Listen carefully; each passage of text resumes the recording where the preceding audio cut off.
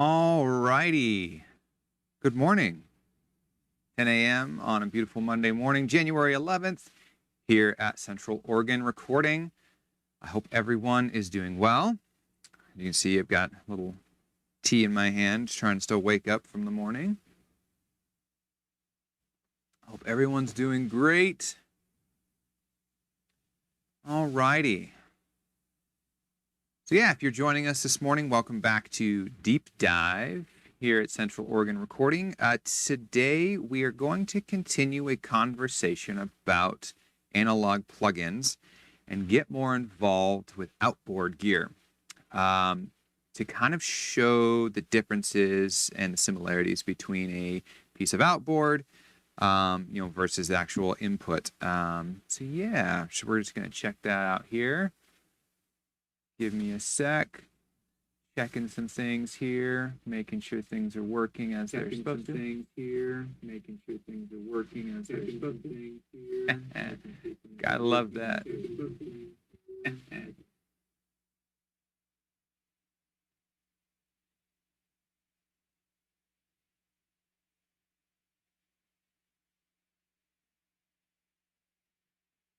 Gotta love the loop. All right. That was just to make sure that we actually did have audio. Okay. So welcome. Today, like I said, we're just going to be looking at some outboard gear and also some plugins. So it's kind of like look in Pro Tools here, take a look what we've got set up. So just have a session open here, pretty basic. We have our signal generator, just like we did last time. This is going to be feeding us sine wave this time. Instead of pink noise, but we can also check with some pink noise stuff. And as you can see, we're sending this out via a send right here. This is coming back in onto a bus, and we're also sending it out a line, and that line is actually headed out and into outboard, which we can actually look at. So if we jump over here, we'll take a look. So here's the rack that we've got. So here we've got this patch cable coming out, going back in, and we're going into one of these here. This is a Warm Audio 73 EQ, so it's a Neve style. So it's a Neve style preamp with EQ that we will be putting up against the Slate version, which of course is in the box.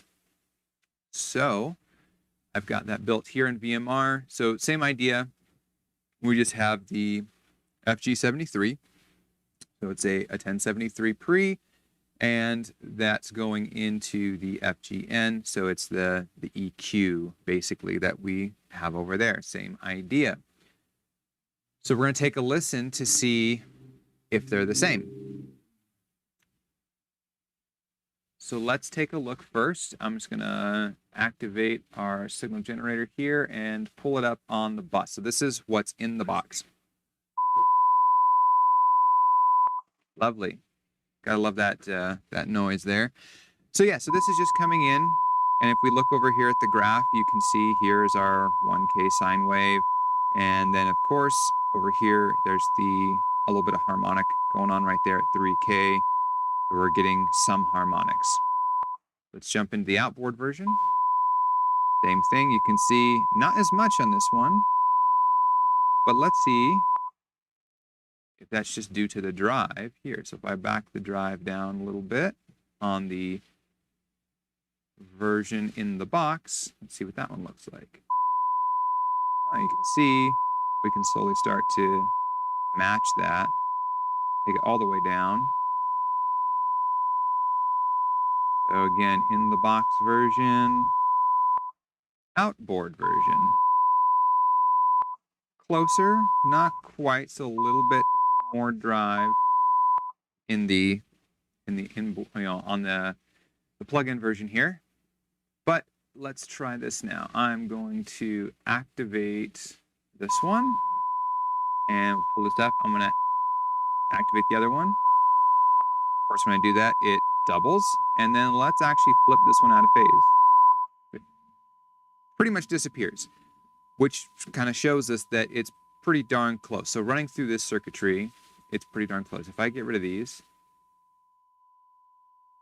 it's still there, very, very faintly. So we're close on a sound. But I want to mess with EQ as well. So let's switch. Let me turn these off for a second. Let's go ahead and change this to a pink noise. Bring that in.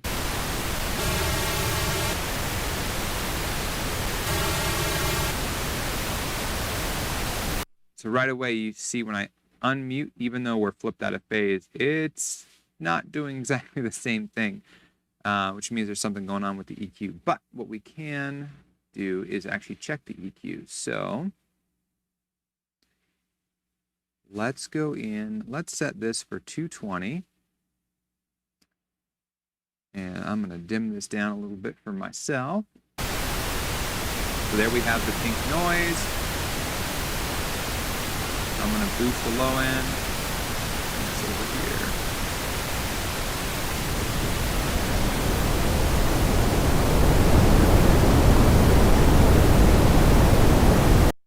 Okay, so that's maxed out. Now, let's run over and take a look at this. So I'm going to set this to 220, just like on the other one, and I'm going to max it out. Let's see if it looks like the same. So we'll go, jump back here, scoop that out of there. There we go. Okay, so look at the plugin version first. And again, we've got this maxed out at 220. And then the outboard. Plugin. Outboard. They're not quite the same. They're close, but not quite the same. Let's see if we can make them somewhat the same. So let's listen to the outboard again.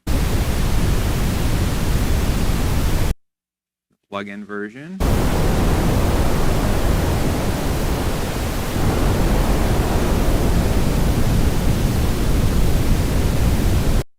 Okay, outboard. Plug-in. Closer. All right, outboard. Plug-in. It's pretty close. In fact, that's really close. But if you notice, I had to adjust where the actual EQ setting was sitting on this specific one. Why does that matter? Well, again, we're dealing with outboard, something that we're trying to replicate in the box. Now, when Slate went and actually did their emulation, they didn't emulate the actual piece of hardware that I have sitting in my rack. They emulated probably an actual Neve from a studio that was well taken care of, et cetera, to get that sound.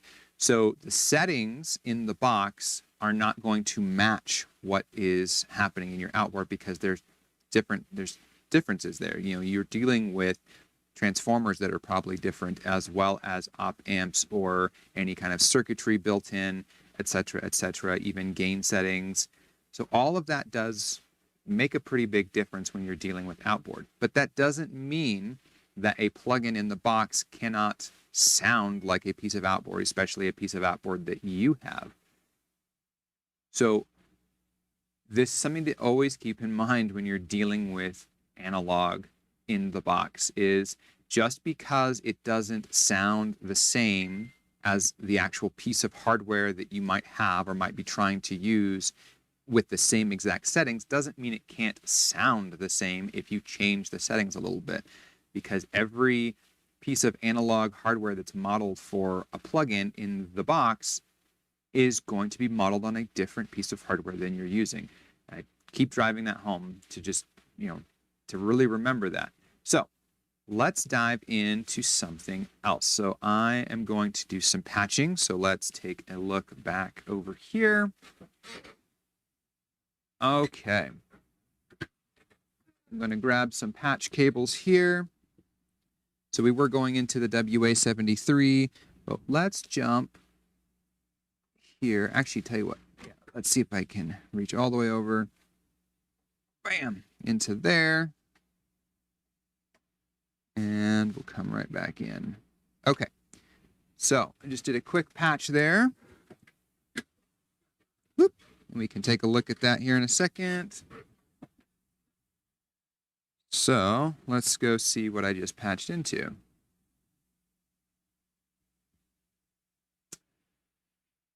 So we're going to get rid of the Neve stuff. We just don't need it right now. We're going to pull up something a little bit different. Give me 1 sec here. Perfect. Okay. So I'm actually coming in to our Clark Technic LA2A model. What I'm going to do is just kind of set this just so it starts to come in. Let's see what that sounds like. All right, some adjustments here. So just adjusting this to get it where I need it to be. So close. The emphasis of the match. Good. Great. This is the fun part, getting these set properly. There we go. So again, we're not hitting the needle really just at the edge of movement.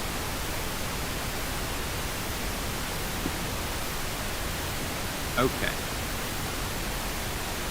So now, if we jump back into the box here, we'll go grab the slate version of the 2A. Let's bring this peak reduction down. Drop it all the way down to start.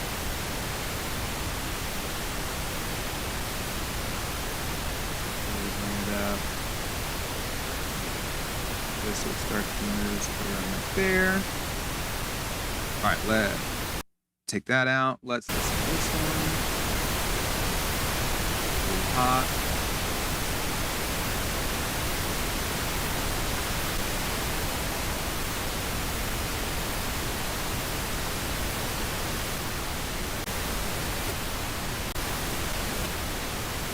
Okay, you can hear as I actually switch between those that there is a difference. So we'll go outboard, and then in the box. Go back. We're in the box, we go to outboard. In the box.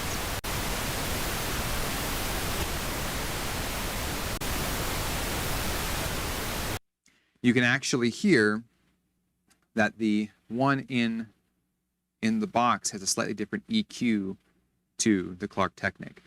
Now, there's a lot of things that could cause this, but again, modeled on different hardware. Does that mean it compresses differently? Maybe slightly, but again, the one in the box, it's going to sound the same every time you put it on something, whereas the one on the outboard is going to, of course, sound different if you had multiples.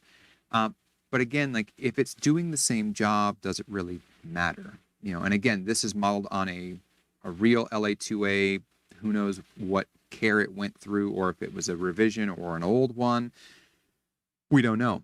But it was modeled on a specific one, whereas the one that we happen to have in the rack is a different version. So you can still get the same tones. Let's pull up a 1176. So we'll pull up the box one. And let's see here. I'm going to adjust this.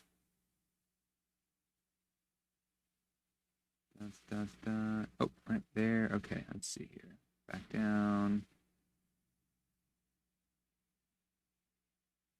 Tell you what, we'll go to like 1 dB of reduction, so somewhere right there. Okay, let's go ahead and patch the other one here. Grab a different patch cable. Since this one is slightly further away in the patch bay, if I can get one out here. Okay, so since we're stretching that one pretty far, let's go ahead and we're going to go line 1. We're going to go into 1176 instead. So we've got it patched in. Aha. All right, and let's go ahead and we'll take a look at that again. So, okay, so now we're coming into this guy right here. Let's go ahead and set the attack the same as what we have on the computer. And we've got the release set the same, 4 to 1. And I'm just going to increase that input until we see that come up to -1. Or sorry, just 1. About right. Right there. I think we're doing pretty good. Okay. So now all we need to do is set the same in the computer. Dive in. So let's see what our level is coming out of the plugin version. Setting about -16. Let's see what we're doing out of the analog version, the outboard. Yep.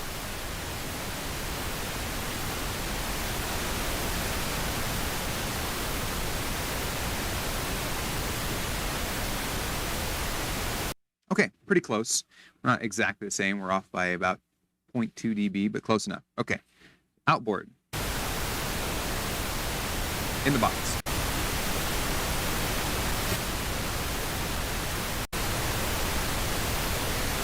Okay, I'll even pull this out so we can actually look at this and see. So outboard.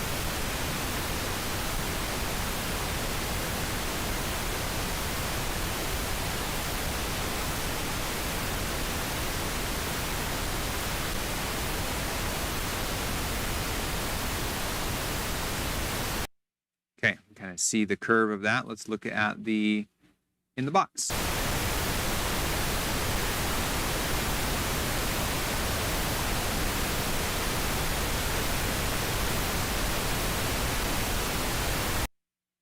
So you can see they actually do look a little different. Now again, by tweaking the one in the box or possibly the outboard, we could get these to sound pretty much the same. So yeah, it's just all about what your ears what you're actually hearing, because at the end of the day, does it really matter what these knobs look like?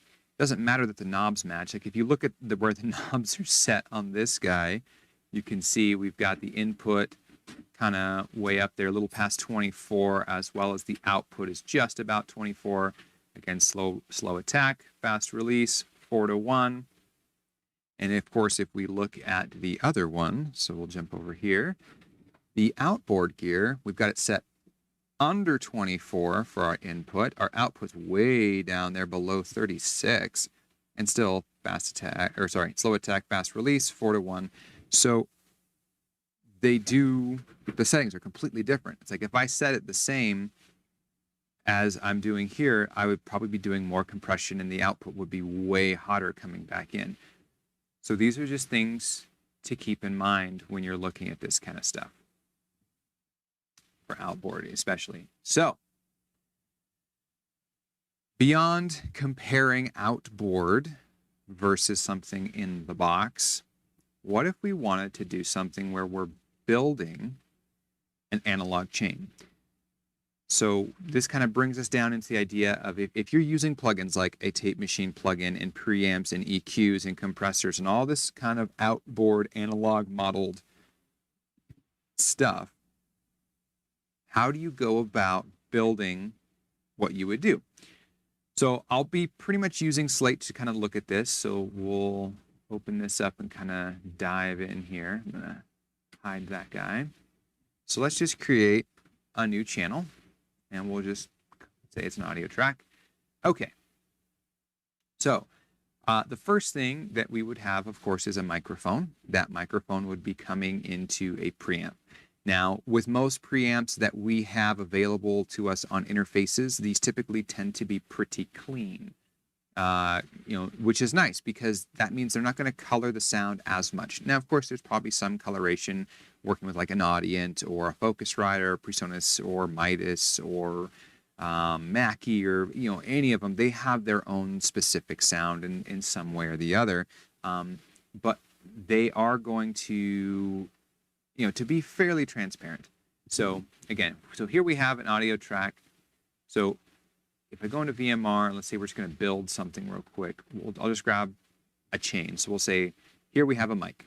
So the microphone, of course, would be whatever mic you happen to have that's going into your preamp.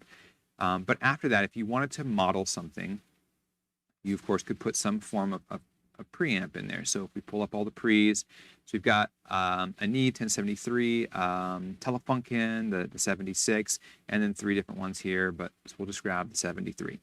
So now we've gone from this into the pre. Now, at this point, typically on a board, you have the ability to, of course, patch out. You have an insert point that you can either send out to outboard. So let's say you're on a Neve board, but you wanted to use an SSL EQ or an API EQ. This is the point where you actually split away from the board and go out to something else. So we can pull up our EQs, and let's say like that. We wanted to patch out to an SSL style EQ that's in a 500 series. From there, we wanted to go into a compressor, and we happen to have some like an 1176. So then that would come back in on your insert point, and you have the option, of course, to be going through the actual EQs and compressors and gates that are built into the board, or you could come in after that, depending on how the board is set up, and just bypass all that, or you could just run through it and just disable it. But at that point, you're actually coming back in to the board itself, which is where something like this comes into play. So you have a mic that goes into a preamp, that goes into an EQ, that goes into a compressor, that goes into a desk. And this desk specifically would be a Neve if we were working on a Neve desk. So this would be something like if you were patching out. Now, let's say you weren't patching out, and I don't have a Neve compressor, but of course the EQ would go there. So now you've got pre-EQ, board, etc., all of that kind of stuff. Now, most of the time, a chain like that, so again, your microphone into your preamp, into your EQ, into a compressor, or you can go compressor into EQ and then into the board channel. That usually would get sent out to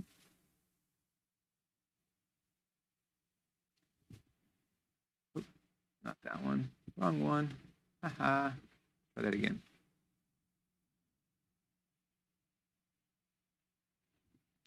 That would go out to a tape machine. In ye olden days, you had your tracking desk, and your tracking desk then got sent out, typically like that, to a 16-track or whatever size. If they had multiple tape machines, then of course you're going a 32-track or a 24-track or whatever you had. And of course there are other tape emulations out there. But from there, so we've gone microphone, preamp, EQ or compressor, etc., outboard, maybe patched in, board, and out of the board, you've gone into the tape machine.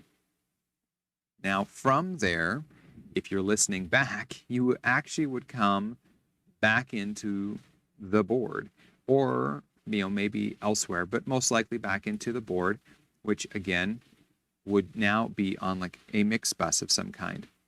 Or let's say you printed it all out to tape and you sent it to a mixing engineer. That mixing engineer would then convert all that back on his board. Let's say he's using an SSL onto each individual channel as a line in from the tape machine. So now we've actually gone through 2 separate boards because one, it was tracked on a board, and that tracking board happened to be a Neve desk here. Now, again, if I open up the other one, you're being a turd. There we go. Okay. So again, tracking board here. And then it came back into this board, which again, we'll say is like a Brit 4KE.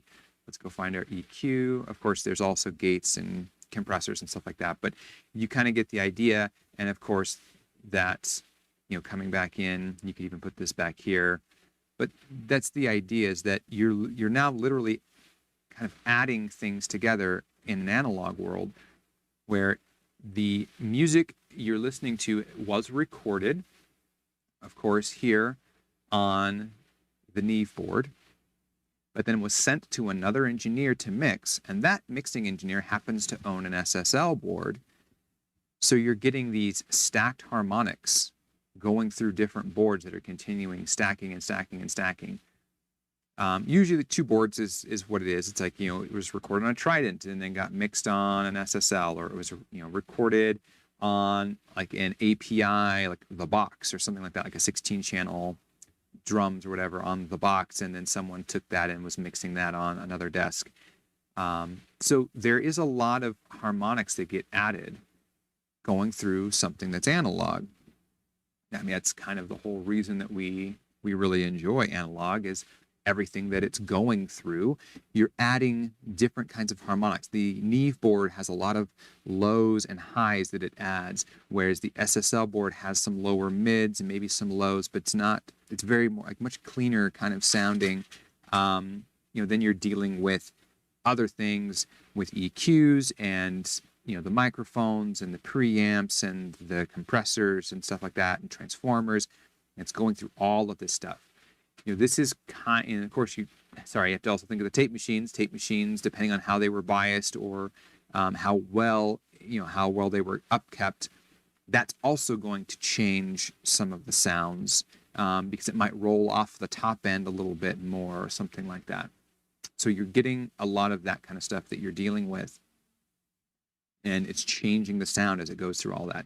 Now, when you're working in the box, especially when we're recording, everything in the box is 100% clean. Especially like that, if you're using a cleaner interface, you're getting a pristine sound that's coming in, but there's no coloration, which is most of the music that we've grown up listening to all throughout, 60s, 70s, 80s, 90s, even still today, 2000s, 2010s, 2020s. We're still, a lot of the stuff is still getting recorded, or it's being emulated in the box. So depending on the music, this can be really good, where, a crazy indie track that's vibey and has, like these crazy big bombastic drums in a giant room and all this kind of stuff. Yeah, all of those sounds are great. White Stripes, Black Keys, like that kind of indie vibe. You're getting so much different, like vintage amps and saturation from tape, or doing things old school way. Whereas a newer production of, maybe like hip hop or even classical, maybe was done on a really, really clean, pristine desk, like an SSL-J channel or something like that, where you're not getting as much saturation and coloration from the actual hardware because they've built it that way. It's not to say it's bad, but when you're doing stuff in the box, especially from these plugin companies that are doing these types of emulations, where you're dealing with, different board saturation styles and things, you can actually tailor the style that you're recording, with these plugins to make it somewhat emulate as if you were recording through those pieces. So this is really good because you can actually go back in and figure out what they were recorded to. So go look up your favorite albums and try to figure out, what board was used, where was it tracked? Was it tracked in Studio A at Sunset, or was it, tracked somewhere over in the UK, or was it at Blackbird, or where was it tracked? What board were they using to track everything? Who was the tracking engineer? And then who was the mixing engineer? How did they mix it? Did they mix only in the box? Were they going hybrid? Did they have a board they were coming out to do EQ moves and stuff like that? All of this kind of stuff can kind of help you make decisions on the sound that you're looking for, especially for albums that you really, really enjoy and you're wanting to try to emulate some semblance of sound. You now have that ability to go look up that information. And it might take some digging depending on the album. Not everything is documented well, but most of the time there's information out there of what they were using and how they were tracking stuff. So again, you can build that kind of stuff. And Slate's not the only one, of course. Everybody kind of has their own. Brainworks with Plugin Alliance has theirs. UAD has their version. So there's a lot of different versions of plugin emulations out there that you can mess with. Now, is it needed? No, not at all. It's definitely something that's not needed whatsoever.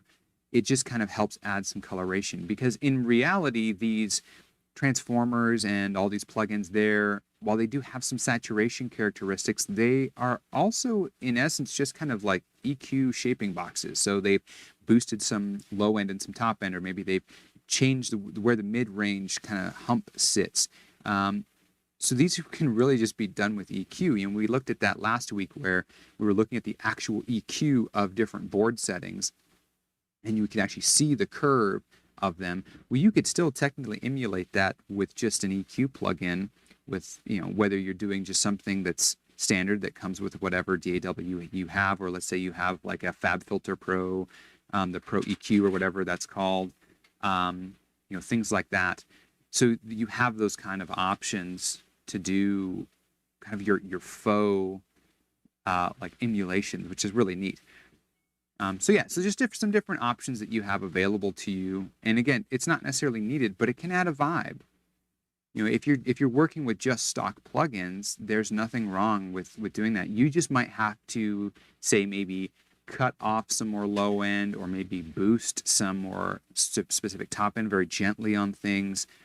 So that's why it's really fun like this when you're working in the box, that you have all of these different plugins that spots that you can work with, which makes it really fun. It's like that if you're in the box, you have all of these insert points that you can do. So you've got up to 10 inserts that you could mess with. And then, of course, let's say you needed more, you could still then send that out to a bus and do another 10. And stacking plugins like that to get the sound you're looking for is totally fine. At this point, you're being creative about how you're building what you're doing in the box. There is no magical sauce or magical button. Yes, some of these things definitely make your job easier, by all means. I mean, that's kind of the point of these, right? Is that we're making things somewhat easier on ourselves by able to put a single plugin on and say, oh, it's doing like second and third harmonic saturation for me, and it's EQing, and it's doing a little bit of compression. So one plugin can do three things that you would have to like that go find three plugins to do. So yeah, it's nice. It can like that add. It's an easy way to just kind of like move along, and that's why these plugins are very useful to be used. But again, it's not to say that you can't just go do it yourself. It does take a little more effort, starting to understand what things are doing. But if I actually sat down and spent the time, I could probably build something EQ wise and with like just like a harmonic saturator that would sound pretty close to just pulling up a Neve, or if I was just using a stock compressor, but I didn't quite have the grit that like a blue face or a blue stripe 1176 would give me. Like if I pulled up, for example, like this is like a vintage 76. If you've ever seen one, you can go up like look up a vintage 1176, and you'll see like the silver panel with the blue stripe on it. I could spend the time and go in and try and figure out like how that's saturating, and actually go make that, which is great, but if I pull this in like that, you can kind of see it here. Find something that looks like this. It's totally fine to find, to just use that plugin. And again, I just caution you to don't get caught up on the whole, this is better than that one, and da-da-da-da-da-da. Because at the end of the day, the person listening on the other end, they really have no clue what you used, right? They don't know that you were running, a Rode NT2A into a Focusrite, and then you emulated so-and-so plugins coming into the box, and you were recording that and then making all your EQ moves, and you basically recorded an album with, say, like $1,000 worth of gear instead of $100,000 worth of gear or $1 million worth of gear. They don't know, and they also don't care. I mean, as the average listener, they have no idea what a preamp does or what EQ does or compression or, how different microphones affects things. All they care about is, how does it sound? Does it sound good? Sure, then if it sounds great, if you get to a great end point, like if your end goal is to create great music and you've created that, does it really matter what plugins you used or what outboard you used or anything on that aspect? No, not really. It really doesn't matter. So, yeah, I would say just don't worry about using this kind of stuff right away if you're getting into it, because it's they're tools. It's things that you learn to use as you get better and better, and you'll find yourself making better mixes because you understand how to use that piece of software efficiently. But the biggest thing is learning the basics, really. Learning how and what compression does and what it sounds like and how to use it. Same with EQ. Things like this, of learning how to do arrangements better in the box, how to use panning and how to use automation and volume writing, and doing things with effects that are really neat. That's what really makes it. You look at music nowadays, especially nowadays, I find that a lot of pop stuff, and even like indie rock, has become very simplistic. There's not a lot going on. Yeah, you listen to some pop and there's, say 100 plus tracks, and you've got all these synthesizers and all this kind of stuff, and you've got like 30 tracks of vocals and all this. But others, it's like, as long as you have like a kick and a snare, a bass line of some form, and then the vocals are doing some harmonies, and you've got like a melody, it's kind of all you really need. There's a lot of open space. So at this point, now you're being creative in the 3D space. And again, does it really matter what plugins you use to create that? Not really. So I would definitely suggest, while looking at analog plugins, yes, it's great. Getting into buying them, take your time. Don't rush in thinking that if I go buy XYZ, my mixes sound instantly better. Because again, if you're not sure how to use them, it's not going to help you much. So take the time and learn. Watch some of these guys. There's tons and tons of information on YouTube now. And of course, you can even get into things like the masterclass, for example, where you have these engineers that are kind of showing you behind the scenes tips and tricks and secrets and what they're doing. There's tons of books, behind the glass, things like that, where you can read on what they were doing, what they were using, how they're doing things, and get a better understanding of how the tools work, and go try some of their stuff. That's something that I always enjoy doing when I find engineers that have used something in a specific way. For example, Michael Brower mixed tons of albums. The guy's amazing. I love all the mixes he's done. He ended up at a point, I think it was with the Mariah Carey album, that no matter what he did, he couldn't make the clients happy, because if they asked for more bass, he would turn up the bass and it made something else get quieter. And then they're like, well, we need that turned up too. And so he kept trying to get it to work, wasn't working. So ended up breaking down his mix and sending each group of elements through different compressors, not just for compression purposes, but also for EQ, using compressors as coloration boxes. So now all of a sudden he's got drums and bass going through one compressor, and the vocals are going to a different compressor, and the guitars and the keys are going to another one. And he broke it down so he had much greater control, instead of having one compressor on like his stereo mix that was going out, because every time he'd boost something, it would make something else get quiet. So it allowed him more flexibility, and it works great for him. It's something that I actually tried for almost an entire year. I tweaked and I played and I tried to figure out what he was doing and how he was doing it, to see if it was something that helped me specifically. And I definitely learned some really cool techniques. Do I still use that exact same setup that he does? No, not really. I did for a long time, just to learn what he was doing, but I found my own rhythm and how I personally like to do things, and took some of the stuff that he was doing, but I didn't completely copy it at the end of the day, because that's how he gets his mix. Andrew Sheps is a big one on doing all this crazy parallel compression and blending things in with each other. So you've got, your standard drums, and you've got a crazy compressed, parallel 1176 smashed drum sound, and you blend the two together, one to have energy and one to have all the dynamics of the drums.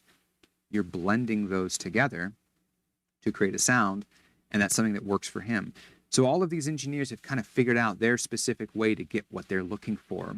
So I highly suggest going and finding, mixes that were done that you really enjoy, songs that you enjoy. Figure out who the mixer was, and go see if he or she has some information out there on what they did or how they worked, because you might find some insight on how to use the tools that are available to you.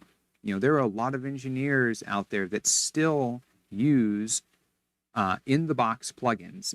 Andrew Sheps is a great example for Pro Tools. he still uses the original D verb. So it's the D verb that comes with Pro Tools. It's the stock verb. Something about it that he loves about the graininess of the verb. It just adds kind of a neat kind of sound to things. So he still uses it. A lot of people still use the stock EQ because, let's face it, it's a great EQ. Going into Studio One and Logic and some of these other DAWs, they have really, really great plugins that you can just go and use. So don't be afraid to just dive deep with what you have. And then, like I said, dive in and start looking at other stuff. Maybe try some plugins. There's definitely a lot of plugin companies that allow you to do, trials. But yeah, see what you think. And when it comes to buying outboard, if we go take a look at our lovely rack here, yeah, we've got some toys, and toys are great, and they help us create some amazing sounds. But are these things necessarily needed? Not really. Yes, they're fantastic. They help us get sounds right away as we're recording things in. But a lot of times we know what we're going for. We talk with our clients and we figure out, okay, this is the sound. We have a plan of attack in our head of like, we're going for this because we know what we can do to it after the fact in the box. So this is what we need to get coming in. So having a ton of outboard, while it can be fun and it looks cool, and it's like you walk into a studio and like, wow, look at all the racks and look at all the gear and the buttons and the knobs and the flashy lights and the moving VU meters and et cetera, that doesn't necessarily make them better than anybody else. It just, it gives them more tools, more colors, more spices in the spice rack to create on the way in. This falls back in, I love using cooking analogies. When you're making pasta and you're boiling water, if you actually add salt and you salt the water a decent amount when you cook your pasta, then your pasta doesn't need to be salted after the fact because you've added it in already.